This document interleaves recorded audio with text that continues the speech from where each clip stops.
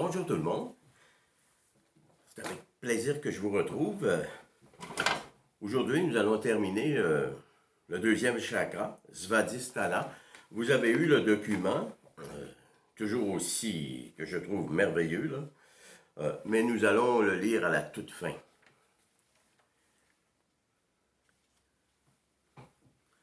Donc, un petit rappel, rappelez-vous, le chakra 1, hein, Muladhara, implique le Tao, rappelez-vous, l'équilibre, la voie du milieu. Le 1 plus 1 égale 3. Au plan physique. Hein? Le corps est un véhicule, il faut l'entretenir comme vous entretenez votre auto. Bon, un véhicule cosmique cependant. Le véhicule de l'existence de l'être au monde. Le chakra numéro 2, Svadhisthana, implique aussi le Tao. Mais pour la première fois, au plan humain, interrelationnel. Voyez-vous, le mot existence, rappelons-nous, exister veut dire sortir de soi, en dehors de. Nous sommes des êtres de relation. Ce qui n'est pas le cas de deux objets. Hein? L'espace les sépare, mais au plan humain, l'espace nous unit. Donc, premier, une expérience fondamentale. Voyez-vous, fondamentale, ça veut dire que ce sont les fondements, précurseurs de ce qui va arriver plus tard. Donc, expérience fondamentale d'altérité. Rappelons-nous, c'est la base de l'altruisme primaire qui existait au tout début. Rappelez-vous le mythe d'Eros, hein? Bon, les chasseurs-cueilleurs, bon.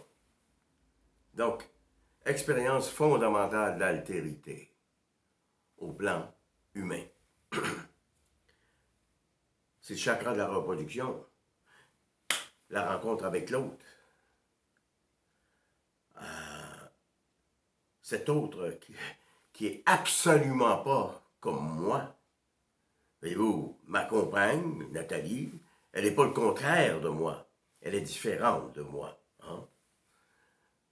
Mais complètement différente. Au plan spirituel, au plan physique, physiologique, sexuel. Ah. Donc, une expérience fondamentale d'altérité. Et nous allons voir à la toute fin que c'est sûr que, bon, dans le bouddhisme, c'est ce qui constitue le premier pilier, c'est-à-dire le parfait contrôle des émotions. C'est pas donné, c'est pas facile, là, dans le monde d'aujourd'hui. Mais il faut d'abord qu'on soit capable de le faire dans la relation conjugale. Si vous sortez de la maison et vous êtes déjà en maudit, en rogne, en colère, pas content, ben voyons donc. Déjà dans votre âme, il y a des scories, des impuretés, des choses de pas réglées. Comment voulez-vous être en harmonie avec le monde? Rappelez-vous, je ne me rappelle plus quelle vidéo, on a mis ma blonde me fait fâcher, je suis pas correct, bon, j'haïs les Anglais, je hais la politique, sont tous comme... Ben, si vous partez de la maison, vous fermez la porte, vous embarquez dans votre auto et déjà vous avez des... Ben voyons, au niveau conjugal, des scories, des impuretés, des choses que vous traînez, des affects non réglés. Ben voyons, surprenez-vous pas qu'il vous arrive plein de choses. Vous n'êtes pas en harmonie en partant, en fermant la porte. Donc, premier palier de la philosophie bouddhiste, parfait contrôle des émotions.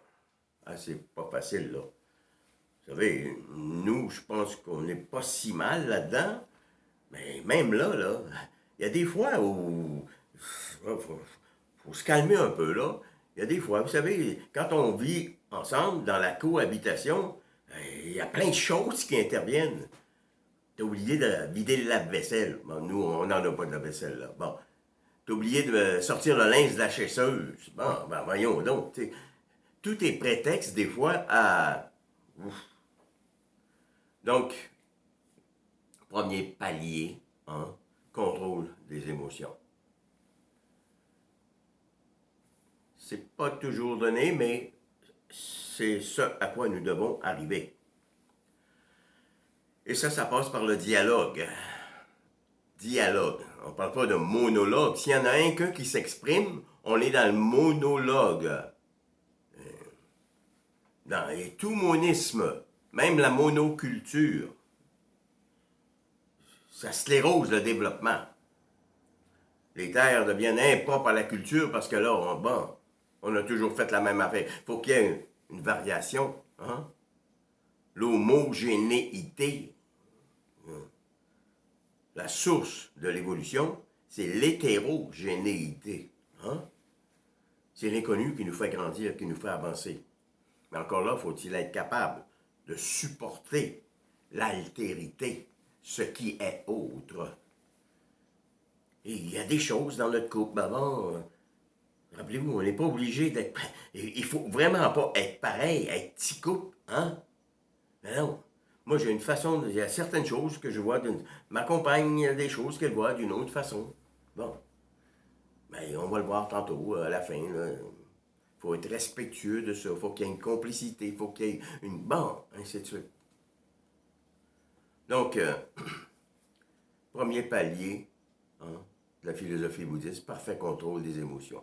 Bon, il y en a qui vont dire, oui, mais ceux-là qui vivent dans les ashrams, là, les temples, au Vatican, bon, les mosquées, est-ce que ça répond au premier critère de la philosophie bouddhiste, on va dire, de n'importe quelle philosophie dans le monde, là? De partager nos différences. Mais non, dans les ashrams, là, tout le monde pense pareil. Les moines, là, ils pensent tous pareil. Dans les temples, pas mal tout pareil. Dans les mosquées, c'est pas mal tout pareil. Même les femmes n'ont pas le droit de... Hein, bon, au Vatican, c'est tellement pareil qu'on dirait que depuis 2000 ans, écoutez, il n'y a absolument rien changé. Là. Ils sont déphasés. OK? C'est l'altérité qui nous fait grandir. C'est notre capacité à être avec ce qui est différent. Chacun est unique. Chacun est porteur de sa vérité. Moi, aujourd'hui, ma vérité, c'est ça. Il y a 10 ans, il y a 20 ans, il y a 30 ans, c'était d'autres choses. C'est la même chose pour vous. Mais, voyez-vous, il ne faut pas faire d'anachronisme, comme dirait Freud, là. Il y a des gens qui pensent des affaires, on se dit, c'est un peu fou, là, tu sais, ça n'a pas d'allure. Mais ils sont là, à ce moment-là. Hein? Bon. Peut-être que dans 20 ans, dans 30 ans, dans 40 ans, bon, comme nous, il y a 30, 20, 40, 50, ainsi de suite. Donc, une chose qui est impliquée dans ce chakra-là, c'est le sens, c'est le goûter. Bon, le goûter. Source de plaisir. Goûte comme c'est bon. Ah, le goûter. Donc, qui dit reproduction, dit aussi sexualité. Difficile de faire des enfants sans faire l'amour. Vous savez, les gens pensent que la Sainte Vierge a eu Jésus d'une conception virgine. Écoutez, c'est au plan spirituel, là. C'est strictement au plan spirituel. Jésus, il est venu au monde comme vous puis moi, là. OK? Son père et sa mère, ils ont fait de l'amour. Bonjour, merci, c'est fait. Il est parti, il est enceinte, puis c'est Jésus. On l'a fait naître à 33. C'est au plan spirituel, dans le sens que si on l'avait fait naître comme vous et moi, ben rappelez-vous, il aurait été un homo reproducteur, il arrivait à 15 ans, sa vision du monde, c'est la vision, c'est la vision de ses parents, Bon, ben, c'est un mythe, OK? Pas n'importe lequel, mais c'est un mythe. Donc, la sexualité. C'est une grosse affaire, la sexualité, aujourd'hui, là. Hein? Bon, quand on voit ce qui se passe dans le monde, là. Bon. L'orgasme. L'orgasme, en tout cas, moi, je pense, peut-être que je me trompe, là, J'ai l'impression que c'est un plaisir absolu, paroïstique, incomparable. La plupart d'entre vous qui m'écoutez avez probablement déjà eu un orgasme, à tout le moins je l'espère. Écoutez, là, moi j'étais allé voir Pavarotti, j'étais allé voir, bon, Charles Aznavour, bon, j'ai voyagé, j'étais allé en Europe, j'étais allé à Las Vegas, j'ai fait plein de choses superbes, ok, même au niveau du plein air. Oui, une jouissance, c'est incomparable avec un orgasme, ok, ça se compare pas là.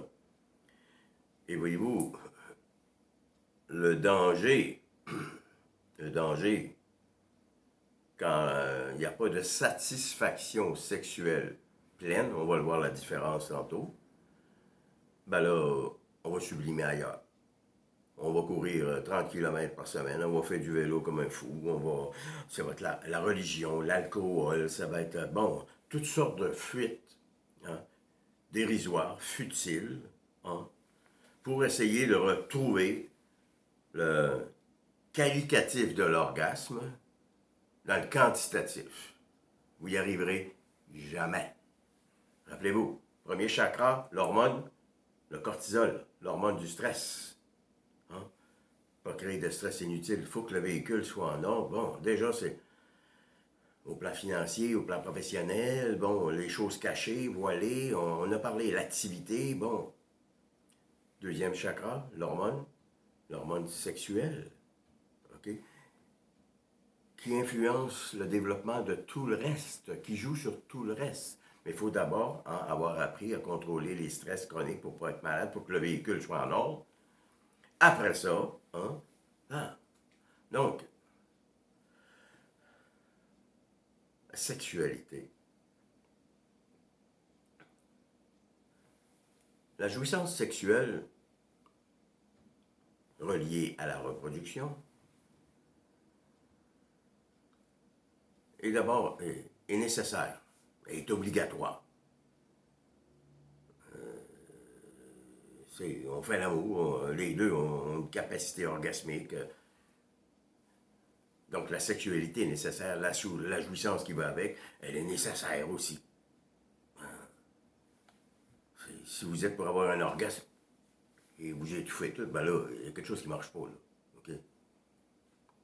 C'est aussi une jouissance naturelle. Ben oui, on fait l'amour, on a des enfants, ben, on jouit. Hein? On déroge à rien. C'est aussi sans souffrance. Si avoir un orgasme vous fait jouer, vous fait souffrir, pardon, ben là, il y a un problème. Il y a un problème. Vous savez, quand je fais le récit de vie des patients avec qui je travaillais, j'explore la sexualité, c'est sûr, on le voit bien, c'est une partie importante de l'existence. Et quand je demande à une femme, est-ce que vous avez une capacité orgasmique? Oui. Est-ce que vous avez toujours le goût de faire... Est-ce que vous êtes capable de dire non? Quand quelqu'un dit non, déjà, ben, une femme me dit, pas la seule, là, ben, 2 fois sur 3, je le laisse se vider. Oh là là, OK. Bon, c'est sûr qu'il y a une souffrance en arrière de ça. Bon, quand on explore, bon, est-ce que vous avez déjà souffert de vaginisme? Vaginisme, ça veut dire quand on arrive pour faire l'amour, ça ferme comme un étau et ça fait mal. Oui, ben voyez-vous, l'organe sexuel, c'est pas le corps, c'est l'âme, c'est la tête. On peut être là de corps, mais on n'est pas là mentalement. Bon, pour toutes sortes de raisons. Donc, une jouissance nécessaire, naturelle, sans souffrance. Il y a, dans l'acte de faire l'amour, normalement, quand ce qui précède est la plénitude, c'est-à-dire un couple, 2 personnes, qui sont quand l'intersubjectivité est totale, C'est bon, ce qui précède à l'acte sexuel. Bon, les égos sont pas là. Les égos sont disparus, là. Hein? Il n'y a pas d'égos. On est dans l'altruisme, l'altérité. L'intersubjectivité, c'est le lieu de l'altérité. On s'accueille tel qu'on est. Bon, il n'y a pas de scories, il n'y a pas d'impureté. Donc, ce qui précède généralement dans l'acte sexuel, c'est la plénitude, la sérénité, la félicité. Voyez-vous, c'est une célébration. J'avais écrit en théologie sommet source. Et le prêtre qui avait lu, il dit c'était sublime, M. Potvin, ce que vous avez écrit. Une relation sommet. Une mise en commun, hein, bon, on repart. Hein. Donc, il n'y a pas d'ego. C'est comme si on devenait pour un instant. Parce que là, on va le voir, là, hein? Ouf. C'est le cosmos qui se retrouve hein, dans l'instantanéité. C'est comme si on était pour un instant homo créateur. Ben oui, il y a quelqu'un qui va suivre, nous on va mourir, notre conscience va... Ben, on devient pour un instant homo créateur. Et rappelez-vous, Eros, c'est le dieu de la puissance créatrice. Non pas reproductrice, créatrice. Hein? C'est plus loin que le simple fait de faire l'acte. Et c'est toute la différence entre le sexe et la sexualité. La sexualité, ma compréhension, c'est la rencontre de deux corps esselés, deux âmes esselées. Voyez-vous, ce qui précède, c'est qu'il y a comme un vide existentiel, il y a quelque chose qui manque là. Ces personnes-là sont seules, sont isolées. Mais c'est un rituel, c'est le plus grand rituel. Manger, c'en est un. Faire l'amour, c'en est un, là. C'est un rituel cosmique. Donc, il faut que les gens se rencontrent. Mais voyez-vous, ce qui prévaut, il y a comme un vide existentiel. Et, et après ça, on ne se voit plus, on se sépare, et c'est le vide. Et c'est pour ça que souvent, ces gens-là vont chercher à recommencer le rituel, hein, le quantitatif pour essayer de pallier au qualitatif qui n'est pas là. Donc, faire l'amour, c'est comme rattraper la possibilité de la mort. Voyez-vous, on a dit que l'ego, c'était un mécanisme adaptatif pour mettre sur des objets, pour cibler, pour hein, matérialiser, hein, pour se donner une espèce d'assurance, de continuité, de durabilité, parce que notre corps, il va mourir, il va disparaître, puis nous autres aussi. Donc, en faisant l'amour, c'est une célébration, hein, on intègre l'angoisse de mort, l'angoisse existentielle. Et c'est pour ça que c'est si paroïstique. C'est incomparable. C'est une expérience cosmique. L'infini, hein, qui se manifeste dans l'infini, dans le fini, dans l'instantanéité. On jouit, on a du plaisir, on ne sait pas comment ça dure, mais c'est complètement fou. Bon. Quand c'est bien fait, là. Et quand je dis, quand ce qui précède, c'est... Donc, en pareille circonstance, pourquoi que c'est si intense, on le sait. C'est une célébration, c'est un rituel cosmique. Et en pareille circonstance, l'âme devient l'organe sexuel. On ne fait pas l'amour avec notre corps, on fait l'amour avec notre cœur, notre tête. Bon. La plénitude est là, on célèbre ça. Le reste, ça devient de la quincaillerie, si on peut dire. Intéressante, mais de la quincaillerie quand même. Il y a, je l'ai dit tantôt, si on n'a pas ça dans un couple, vous qui m'écoutez, vous savez quelle sorte de sexualité vous vivez. Hein. Si on n'a pas ça dans un couple, c'est sûr que ça peut marcher longtemps. Là. Je me rappelle une dame qui était venue ici, puis ça faisait 10-12 ans qu'ils étaient ensemble. La sexualité, c'était Elle disait au plafond. Bon, c'était sûrement intense. Mais à un moment donné, ça s'est étiolé. Oui, ça peut durer. Et vous savez, souvent, des fois, quand ça commence. Moi, je dis toujours que, bon, la relation conjugale, ça commence par la tête. Si le dialogue est bon, le discours est bon, ouais, ben, cette femme-là est intéressante. Ce gars-là, il parle bien.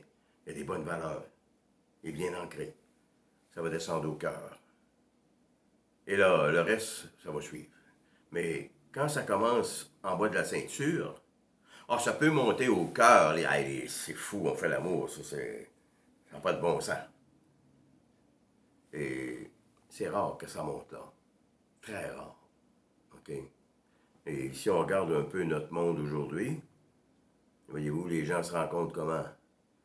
Bon, oui, les réseaux sociaux, il y a plein de choses qui... C'est fou, là. C'est fou, là. J'avais un patient là, qui était sur les réseaux sociaux, là. Le lundi soir, il y avait quelqu'un à Harvey, là, ici. Le mardi, quelqu'un à Jonquière. Le mercredi, à Chicoutimi. Le jeudi, c'était à la baie. Et la fin de semaine, il allait même à Chibougamau. OK? C'est complètement fou, là. Donc, l'insatisfaction, hein, dépend de la qualité qui précède la sexualité. Ah. Maintenant, on va insister sur l'eau. On a assez dit la sexualité, là. L'eau. Un deuxième chakra, l'élément, c'est l'eau. Une rivière. On a ici, pas loin en arrière de moi, la rivière Chicoutimi. Une rivière coule toujours dans le même sens. Jamais à contresens. Elle court toujours vers le renouveau. Ça va, ça coule. Elle recule pas, ça va. Et toujours vers le plus grand, la mer. Voyez-vous, une fluidité là-dedans. Une existence. Hein. L'eau va s'appliquer symboliquement à une existence lorsque cette existence est fluide. Ça veut dire qu'il faut suivre le cours, être avec ce qui est. Donc, si vous retenez les choses du passé, il n'y a plus de fluidité, là. OK? Si vous êtes déjà dans le futur ou... Non, non. Déjà, le bout qui coule, le bout de la rivière qui coule pour arriver dans votre vie à telle chose, ben, vous n'étiez pas là, là. Hein? Rappelez-vous, les rêves, les anticipations, les utopies, bon, les idéologies, ça crée la dualité. Et la dualité est toujours source potentielle de souffrance, parce que ça peut ou ça ne peut pas arriver. Il faut arriver à vivre pleinement. Zéro attente, zéro attachement. Fluidité totale. Et, et c'est un peu ce qu'on a dit que les chasseurs-cueilleurs vivaient.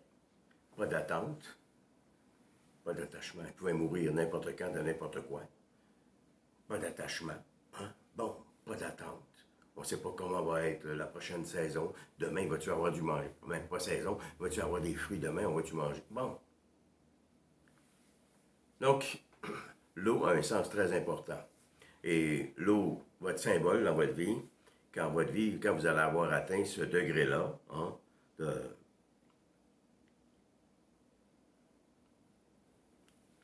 zéro attente, impermanence, zéro attachement, hein, et fluidité. Mais c'est pas donné, là.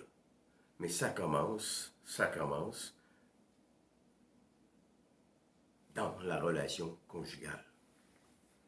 Parce que rappelez-vous, si vous partez, vous fermez la porte et que vous êtes déjà en rogne, vous n'êtes pas content, vous n'êtes pas si bon. Et dans un couple, la cohabitation, tantôt j'ai parlé de l'ashram, le Vatican, les temples, bon, ainsi de suite. Aujourd'hui, il y a beaucoup de couples, hein? Il y a beaucoup de couples qui vivent, sont amoureux, là, mais ils ont chacun leur maison, leurs affaires, là, aussi. Ouf, la mise en commun, peut-être que ça ne durerait pas longtemps. Bon, mais est-ce que là, on contribue à mieux gérer l'altérité. J'en doute. OK? Et vous savez, vivre ensemble, c'est quand même pas épeurant, là. Si au bout de 3 semaines, vous avez dialogué, comme je l'ai dit la semaine passée, écoute, Roger, là, t'as le droit de prendre tes 2 grosses bières, puis après ça, d'avoir, bon, des histoires grivoises, déplacées, de faire mon nom, mais moi, je suis tellement pas bien là-dedans. Vous avez, ça ne durera pas longtemps. Ayez pas peur. Ayez pas peur. Rappelez-vous, l'engagement à faire, mutualité au niveau dialogal. Écoute, Robert, le pacte qu'on va faire, c'est de dialoguer. Et c'est pas génétique sur quelqu'un qui n'est pas capable de parler. Voyons donc. On ne parle pas d'une maladie de Lou Gehrig. On parle de la parole. Et si le gars que vous rencontrez ou la femme, elle parle, ben on peut l'obliger à parler comme du monde. Sinon, bon, on fait un choix. Hein? On fait un choix. Donc, fluidité, l'eau. Le symbole de l'eau. Vous savez, si vous retenez plein d'affaires, il y a plein d'affaires de passé, de pas réglées. Rappelez-vous, le passé et le futur, c'est des extensions qui interviennent dans le champ de la présence, avec un P majuscule, et qui rendent l'existence, qui en font une simple présence, avec un petit P. Donc, il importe donc de régler les choses qui ne sont pas réglées. Et la façon dont je vous ai présenté ces vidéos, c'est un peu thérapeutique, je pense. Autothérapeutique, dans le sens que moi, je vous amène à intégrer des choses passées. Ce qui est arrivé avant, c'est ça. Mais ce qui nous intéresse, c'est ce qui s'en vient. Donc, quand on traîne des affaires passées, c'est comme dans une rivière, quand il y a des corps morts, des arbres morts, toutes sortes de matériaux qui, à un moment donné, ça va faire un embarque, là. Et les embarques, habituellement, on les fait sauter à la dynamite. Ça fait du dégât. Il n'y a pas de fluidité. Hein? Donc, être présent. Être avec ce qui est. Ne rien retenir, ne rien espérer. C'est ça. Il n'y a pas de bien et il n'y a pas de mal dans le monde. Il y a ce qui est. Mais ça demande un parfait contrôle des émotions. Et le chakra qui s'en vient la semaine prochaine, accueillir et supporter le monde tel qu'il est. Donc, dans le couple, c'est important on va voir la question, là, Bon, ça vient valider toute notre patience à l'égard de l'autre, notre compassion, notre complicité. Si moi, j'aime aller au poker, bon, j'aime ça. Mais si j'y vais 5 soirs sur 7, il y a quelque chose... Et ma blonde a le droit de dire, écoute, moi, une fois par semaine, c'est correct, mais non. Complicité. Si elle aime jouer au golf, elle peut y aller. Bon, moi, je n'aime pas ça, le golf. Bon. De l'attention, de la compréhension, la douceur, la romance, la confiance mutuelle. Bon. La tendresse. On va aller lire maintenant notre feuille.